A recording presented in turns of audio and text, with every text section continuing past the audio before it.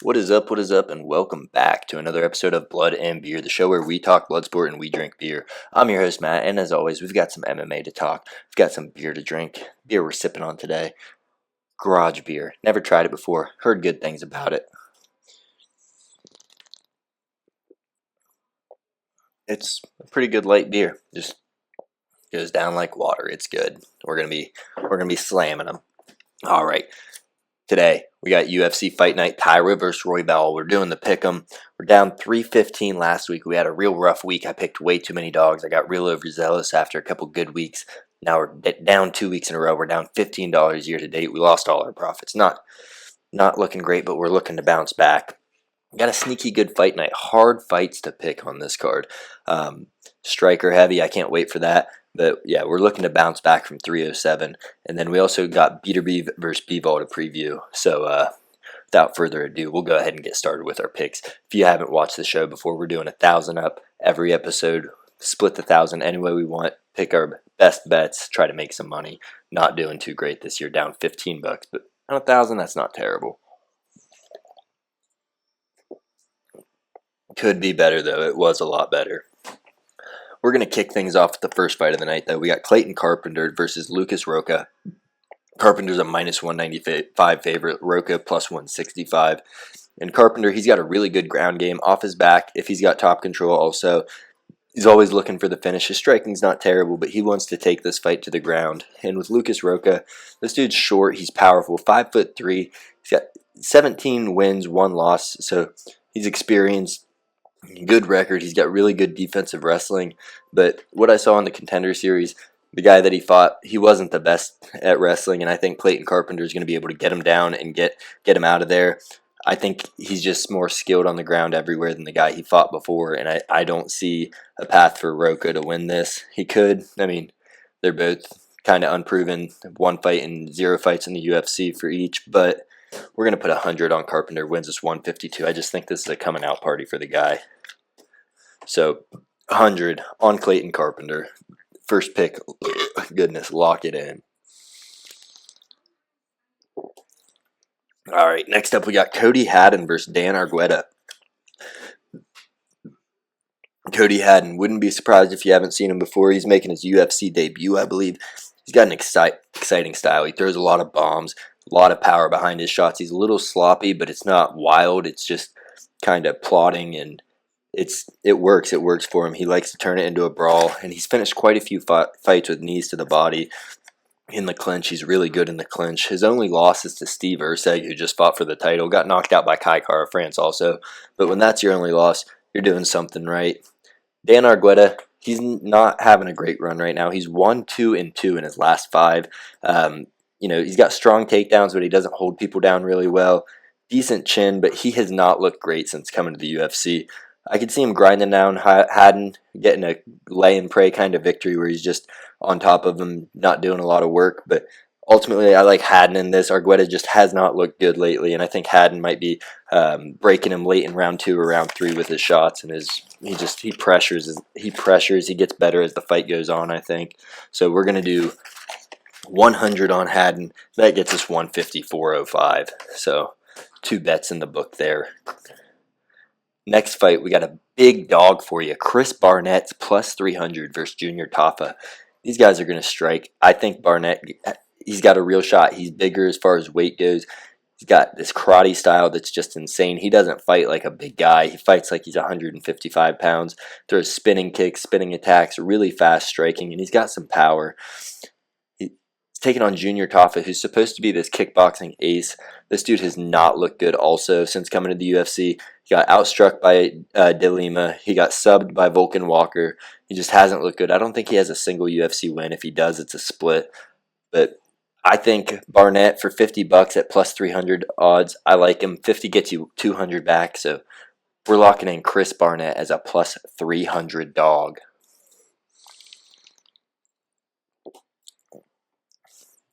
Next fight up, we got Jonathan Pierce, JSP, taking on Pat Sabatini. Pierce has the striking advantage. He's probably a better wrestler as well, but on the ground, he doesn't want to go there with Pat Sabatini. Dude's a BJJ guy. He's got really good submissions, 11 subs to his name, and I think 13 wins. So Not someone to mess with on the ground. And for a striker, Jonathan Pierce goes to the ground a lot. Both are having kind of a rough skid here in the UFC. And Jonathan Pierce, he's been submitted 3 times. Pat, he's got 11 subs. I'm not overly confident because both guys, like I said, they're skidding. This is kind of a pick 'em for me, but and the odds say that as well. But I'm going with the dog with Pat Sabatini. It just, even though the BJJ guys haven't been looking great lately, I don't think Jonathan Pierce. I could see him making a mistake and Pat just jumping on his neck and getting the finish. So we're gonna throw another 50 on Pat Sabatini. That gets us 107.50. All right, and then I messed up my bets. We'll skip this one. I won't put the money down because he's such a big favorite. But Themba Gorimba, forgot to count this towards my 1,000. But Themba Gorimba is making his comeback. This dude's been hot since coming to the UFC. He's a minus 280 favorite versus Nico Price, plus 225 coming back. Nico Price, he's kind of washed, coming off a win against Alex Morono, but another guy that's a little bit washed. Got knocked out by Robbie Lawler before that. He has not looked great. And Themba Gorimba, he's super well-rounded, high fight IQ. He'll strike with you when it's time, and then when it's time to shoot a takedown, or if you're getting the better of him, he's going to shoot a takedown. It's very Bilal-esque. It's not the same fight style. It's a little more exciting, but he'll strike with you, and then he'll shoot against you up on the cage. I think he's going to grind out a victory. I initially had 200 on him to win 270, but we're going to avoid that bet because we just got other bets in here and I forgot to calculate that in my total. All right. Next up, we got Chidi Njokuani. Big fan of this guy. He's taking on Jared Gooden, making his comeback after almost a year off. I think he even retired at the beginning of this year, if I'm not mistaken. It's going to be a weird fight. Njokuani is a great striker. He's really got really good Muay Thai, knockout power at any point. He just shuts people's lights off. But he's getting a little bit older. His wrestling is not very good. And when he gets taken down, put on his back, he cannot get up very well. And with Jared Gooden, this dude, he's able to get hit pretty easy. I'm not confident in this. He gets hit a lot. His defense isn't great, but he's got good takedowns. He's got some power. I think that he's got the better gas tank as well. Chidi has shown to gas out in a lot of his fights. And if he gets taken down, like I said, he's not getting off his back. So he could get a knockout at any point in the fight. But with the wrestling advantage that Jared Gooden has and how Chidi Njokuani's looked in his past couple fights, looks like he's getting older. I'm going with Jared Gooden. We're going to be dropping 100 on him. That gets it. No, sorry. We're going to be dropping 50 on him as well. That gets us 127.50 back for the dog. And that brings us to our main card, the main events of the evening. First up, we got ARA, Abdul Razak Al-Hassan. He's taking on Josh Fremd, and Al-Hassan's a minus 155 favorite. I don't have a good feel on this fight because both these guys are very inconsistent. What I do like about it, because I don't think either of them are really that good, Al-Hassan has the knockout power. He's devastating with his punches. And Josh Fremd, being 6'4", the overhand right's going to be there for Al-Hassan if he can close the distance. If he can get him up against the cage and land one of his big shots or just 2 or 3 big shots, he's going to take him out of there. I like Al-Hassan by TKO. Put 100 on him, gets you 155 back. Not huge on this fight. I'm not super confident, but I just think Josh Fremd, his wrestling didn't hold up against Armin Petrosyan, Armin Petrosky, and I think that Al-Hassan's going to get this one done. I'm going to be right back. All right, so yeah, that's 100 on ARA. Abdul Razak Al-Hassan gets you 155 back. The odds will probably be better for TKO, KO by the end of the week, but those odds are not out yet. So the next fight we're moving on to, Daniel D-Rod Rodriguez. He's taking on Alex Morono. D-Rod's coming in a minus 200 favorite. Morono plus 165 on the comeback. And this is a gift to D-Rod by the UFC. They're paying him back for taking the Kelvin Gastelum fight and not pulling out after Gastelum blew weight at the last second for the Holland incident when he didn't fight Kevin Holland. I forget who he ended up fighting on that card where it was a big I think it was, who was it? The Leech. He fought the Leech. But yeah, it was a big mix-up on the card when Hamzat missed weight and Diaz had to fight Ferguson. Holland had to fight Hamzat. D-Rod fought the Leech. So it was a big old mix-up, and they're giving him a gift for just rolling with the punches. He's going to outbox this guy. Morono's good, but D-Rod's going to be able to stuff the takedowns. He moves really well, and his boxing is some of the best technically in the UFC. Just the combinations, the pressure he puts on you, his head movement. in the pocket. Really good at finding his shots, really accurate. I got 150 on D-Rod, getting you 225 back. Let's go. Then the next fight on the docket, if you're feeling bold, throw some money on it. I'm not feeling bold after this last week, but we got Grant Dawson versus Rafa Garcia. Grant Dawson minus 395, plus 310 for Rafa Garcia. And Dawson's coming off a win over Joe Solecki, but before that, he got chinned by Bobby Green early too. And Garcia, he's got really good boxing. He's got decent wrestling. Good motor though. He's always in your face, pushing the pressure there. Dawson should be able to take him down and dog walk him. He's got a huge advantage on the ground, but that knockout, it's always there. And with the chin, we don't know how the chin is because Joe Solecki doesn't really punch you. So with these odds, keep me away from it. But if you're feeling bold, throw some money on Rafa Garcia at plus 310 because Dawson is a little chinny, as we've seen. Because Bobby Green, he's not a heavy hitter. He's not the biggest striker, but he was able to sleep Dawson with a jab, I believe it was. It was a jab. And that brings us to our next fight of the evening, though, the co-main event.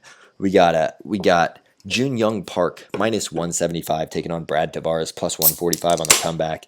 And Tavares, he hasn't looked great lately. He beat Weidman in a unanimous decision. Other than that, I think he's lost to Gregory Rodriguez. He's lost to quite a few other people. He's been knocked out a good bit recently also. And the Iron Turtle, he's not the most flashy guy. Jin Young Park, that's the Iron Turtle, if you didn't know. A lot of times he goes out there and he kind of gets beat up pretty bad in round one, but he's durable. Round two, he keeps that boxing pressure and he doesn't do anything but boxing until he gets you really hurt. And if he takes you down, he's heavy on the top. He gets a lot of submissions from top control. I can see him round 2 and 3 starting to run away with this. Tavares might take the first round, but I'm really confident that the Iron Turtle gets it done. He's just an awkward style, hard for people to deal with. He never goes away. He's gritty, man. He's gritty, and that boxing pressure when you don't go away, it's devastating in MMA.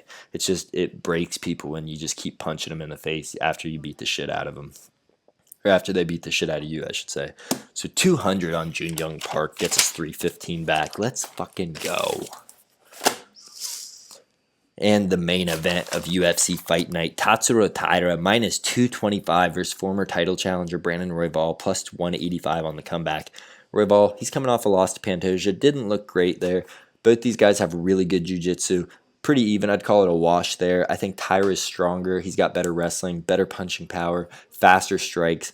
I think that Taira's got a really good chance in this. I think he's going to, while Royval is more experienced, he's tricky as hell on the ground. I think Taira is going to be smart. He's not going to be shooting takedowns the whole fight. I think he's going to outstrike Royval for the most part. A lot of leg kicks, I'm gonna guess, just keeping him at range, making sure that he can't shoot the takedowns or try to trip him up. Royval gets him to the ground. It's anyone's game. Both these guys great, but Royval is tricky as hell. I like Taira, though. I think UFC is giving him a coming out party. They want him fighting Pantoja for the belt because they don't want Pantoja having the belt anymore. And they're like, what do we got at 125? Not a whole lot. You got Brandon Moreno, who held it forever. Amir Albazi, who people don't really give a shit about. Kai Kara France, but he's kind of up and down lately. So Tatsuro Taira, what better way to get Japanese fans back in MMA than this young stud, up-and-coming prospect takes the belt? He'd be massive if he takes that. So we're going to put 200 on Tatsuro Taira to win us 290. And to run through on those bets real quick, we got 100 on Clayton Carpenter, 100 on Cody Haddon. We got 50 on Chris Barnett, 50 on Jonathan Pierce, 50 on Jared Gooden. Then we got 100 on ARA, Abdul Razak Al Hassan, 150 on Daniel Rodriguez, 200 on Jun Young Park, and 200 on Tatsuro Taira. So that's what we got for the UFC card. I'd love to know your thoughts as well. Make sure you leave them in the comments. What picks am I just way off on, and what are your locks of the week? Let me know. But moving on from UFC, we're going to check out boxing real quick. Biggest fight of the year is probably going on. It might not bring in the most fans, but I think it's 15 or 20 bucks for the pay-per-view. Turkey Al-Ashik's really lowering it. This is Dmitry Bivol versus Artur Bieterbiev. And like I said, best fight you can make in boxing right now. It's to unify all 4 belts at 175. These guys are beasts. Both of them undefeated. And I think it's a pretty simple way this fight plays out, but it could go either way. because if Bieterbiev can close the range and work those inside shots, kind of break him down with body work and just make it ugly, I think Bieterbiev could bully him around and win the fight. But at the same time, Bivol, he's got that jab. He's really good at keeping it at range, and if it gets inside, he can mix it up. He's no scrub. I mean, both these guys, undefeated world champions. I like Bivol in this because when it's a wash like that on both sides, just conflicting styles, I like the guy that can keep the range. Now, if Bieterbiev can push his pace early and keep it on the inside, keep in his face, it's going to be a long night for Bivol. But I think Bivol has the advantage with, at the beginning, you always start at range. He can find that first. It's harder to work inside. I like Bivol, but it's a coin flip for me. Good fight. But yeah, if I was putting money on that one, we're going with Dimitri Bivol.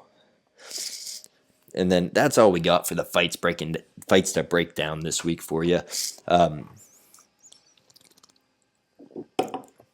got this idea of doing an around the horn type segment on my show or episode where I take 2 or 3 people. I'd be the host, and I'll ask you questions about MMA, ask you questions about boxing, so on. And just like around the horn, you get points for your answers and things like that. And just to get us some conversation going, help us build the community. So if that's something you'd be interested in, make sure you leave a comment, and I'll reach out to you, and we'll see if we can get you on the show sometime. Or if you just want to go head-to-head with bets, or on bets with me, I'd love to have you on the show as well. We can link up a Zoom meeting and get it together. We'll get you on the show. I'm not a picky. Anybody that wants, I'd be happy to go head to head with, because I seem to shine when I'm going against someone else. That's when I do my best. And then final thing I got for you, Mario Batista. I felt kind of bad after the last episode. I shit all over him, but looking at X, Twitter, whatever you call it, I do not feel near as bad anymore. Everybody seems to be thinking the same or harsher. I've been seeing people saying, we want to see Batista versus Curtis Blades versus Tom Aspinall. Dude's twice his weight. I love it. I said Song Yudong. I've seen a lot of people calling for that, and Song would absolutely sleep the guy. I also saw people saying he should fight a fully mature silverback gorilla. No argument there. Now, he might be at a disadvantage for one of the matchups. I saw people wanted to see him go against the electric chair. So I don't know if he's got a shot there. That doesn't seem fair, but I get it. You fight a legend like that, fuck you. Sorry. All done on my Batista shitting.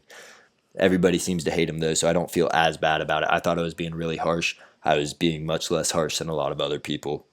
And then Gervonta Tank Davis, he's got his fight booked versus Lamont Roach in November, I believe it is. It's been finalized. He needs to fight more top names. Lamont Roach, he's been killing it in his weight class, but I think he's 1 or 2 below Tank Davis as far as weight goes, so he's going to be moving up. And Tank's a power puncher, so it's pretty obvious, I think, how that's going to go. I don't know. Tank needs to step it up. All these other guys in that circle with, not all the other guys, because Shakur Stevenson's not fighting anyone either. But, Ryan Garcia, Devin Haney, Teofimo Lopez, they're fighting some competition, and Tank's just not quite yet. He fought Ryan that one time, but other than that, that's all we got from him. And that's all I got for you today. Thank you for tuning in to Blood and Beer. Make sure you let me know if you want to be part of my Around the Horn type segment. We'll have to come up with a name with it. So if you got ideas for names, drop them in the comments as well. I'd love to hear them. If you want to do a head-to-head, let me know.